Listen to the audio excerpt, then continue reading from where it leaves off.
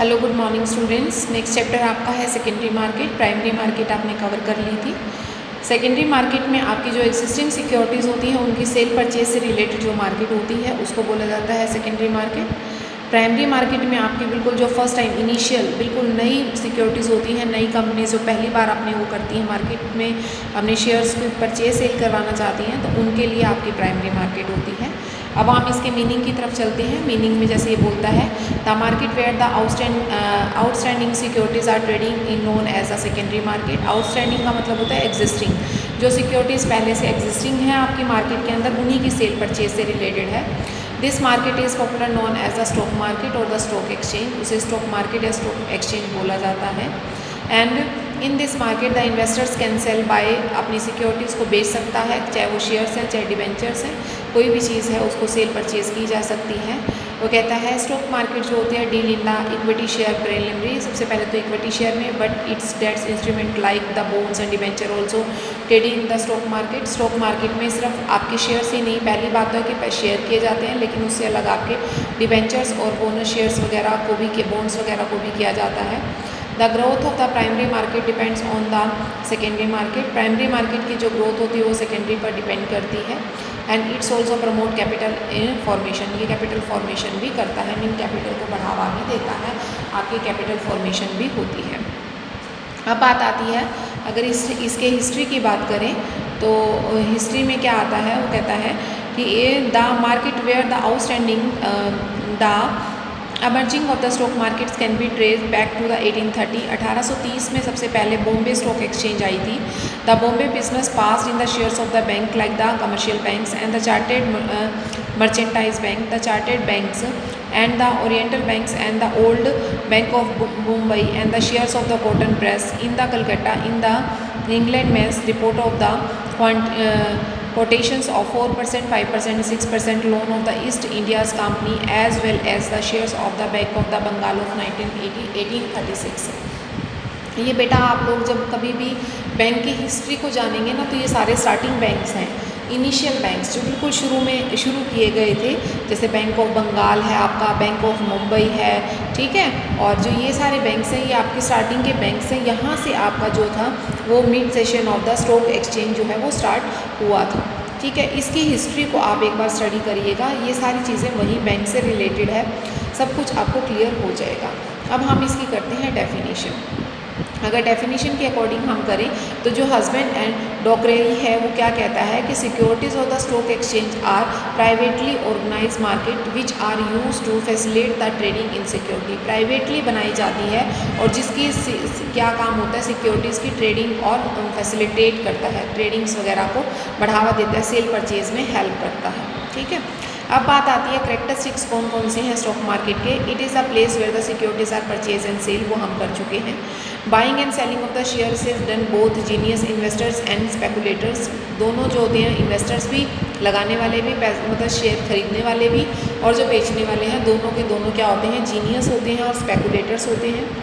Speculators होता है बेटा जो ये जुआ वगैरह करते हैं, सट्टेबाजी करते हैं, सट्टेबाज को कहा जाता है स्पेकुलेटर।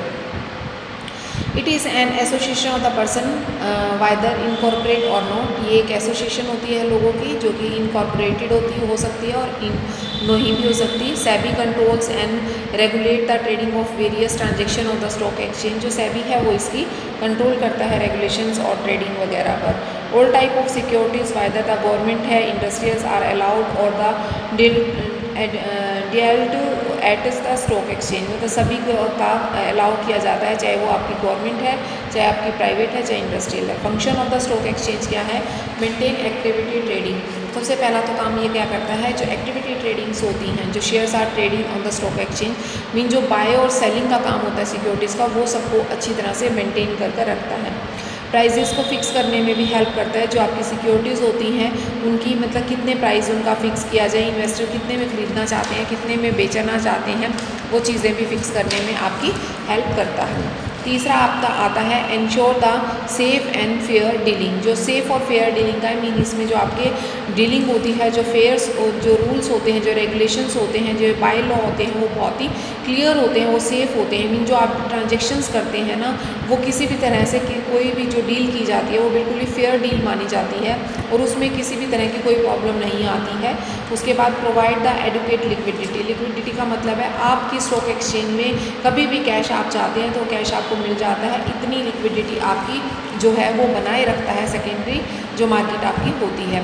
उसके बाद है डिसमिनेशंस ऑफ द इंफॉर्मेशन। जो आपकी इंफॉर्मेशंस है नेसेसरी जितनी भी इंफॉर्मेशंस है, where type of interested parties जो वेरियस पब्लिकेशंस आप इशू करते हैं उनमें सभी पार्टीज़ को आप ये इंफॉर्मेशंस प्रोवाइड करते हैं।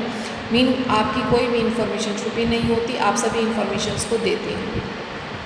Performance inducers. परफॉर्मेंस इंड्यूसर्स कौन से होते हैं? जो आपकी कोटेड स्टॉक प्राइस और the stock exchange reflect the performance of the traded companies and this makes the corporate more concerns with its public image.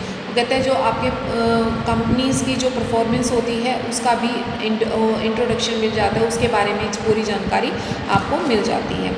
उसके बाद नेक्स्ट आपका आता है रोल ऑफ स्टॉक एक्सचेंज। अब रोल ऑफ स्टॉक एक्सचेंज का क्या है, वही सारे पॉइंट्स आपके बार बार होंगे। सेल्फ रेगुलेटरी ऑर्गेनाइजेशन होती है, खुद की बनी होती है, प्राइवेटली होती है, ठीक है, लेकिन गवर्न बाय द सेबी होती है, रूल्स रेगुलेशन सेबी के होते हैं। पब्लिक का इंटरेस्ट होता है, पब्लिक खुद चाहती है इसमें डील करना, शेयर्स को खरीदने में, बेचने में, तो पब्लिक इंटरेस्ट पर ये काम करती है। Enforcement of code of conduct. जो SRO है मीन जो आपकी स्टॉक एक्सचेंज होती है वो आपकी जो सेल्फ रेगुलेटरी ऑर्गेनाइजेशंस जो होती है वो आपकी supervise role of the government का सुपरवाइजरी रोल प्ले करती है। एज पब्लिक सर्विस इंस्टीट्यूशंस, ये जो होती है ये पब्लिक सर्विस इंस्टीट्यूशंस में वेरियस टाइप्स ऑफ जो पब्लिक होती है उनमें काम करती है। It's provide various types of services, ठीक है, आपकी प्रोवाइड की जाती है, एजुकेशन दी जाती है, ट्रेनिंग्स वगैरह भी इसके अंदर दी जाती हैं। अब आता है reasons for the transactions on the security market. Security market के ट्रांजेक्शन्स कौन से हैं? Information motivated reasons.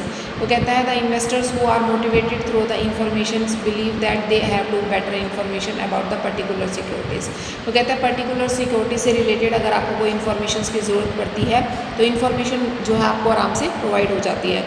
Liquidity of motivated reason. वो कहता है सेकेंडरी मार्केट में लिक्विडिटी आपकी बनी रहती है, वो आपके इसके बेसिक कैरेक्टरिस्टिक्स में भी आपने किया था। अब बात आती है जो डिफरेंस है वो दोनों का क्या है। डिफरेंस में वही चीज़ है, ये आपकी क्या होती है, एक नई सिक्योरिटीज़ के लिए मार्केट होती है, ये एग्जिस्टिंग के लिए होती है। इसमें कोई जोग्राफिकल प्लेस फिक्स करने की जरूरत नहीं होती, ये एक जोग्राफिकल प्लेस होता है। कंपनीज जो बिल्कुल ही एंटर करती है, जब शुरू में अपनी सिक्योरिटीज़ को करती है तो पहले उसको प्राइमरी मार्केट में करनी पड़ती है क्योंकि इनिशियल, उसके बाद वो इसमें चली जाती है, ठीक है। And it has to be no tangible for the administrative self and it is recognized only by the services it renders. तो कहते हैं जितनी सेवाएं वो देता है उसकी कोई भी टेंडेंसी नो टेंजिबिलिटीज़ नहीं होती। And it has defined administrative setup of the tangible forms. तो कहते हैं टेंजिबल फॉर्म्स में ही इसका सेटअप होता है। Facility it provide the facilities to the corporate sector to raise fresh resources. जो फ्रेश रिसोर्सेज होते हैं उसमें राइज अप करना। It provide the facility to transfer of securities from one corporate investors to another. जितने भी आपके one corporate investors होते हैं उससे दूसरे कॉर्पोरेट इन्वेस्टर्स के बीच में सेल परचेज डीलिंग करवाने में काम करती है। It is a subjective to outside the control by SEBI. इसका सेबी से कंट्रोल होता है, आउटसाइड होता है, लेकिन ये कहता है ये दोनों से कंट्रोल होती है, विद इन भी और आउटसाइड भी, मीन अंदर की तरफ भी और बाहर की तरफ भी ये सेबी से कंट्रोल होती है।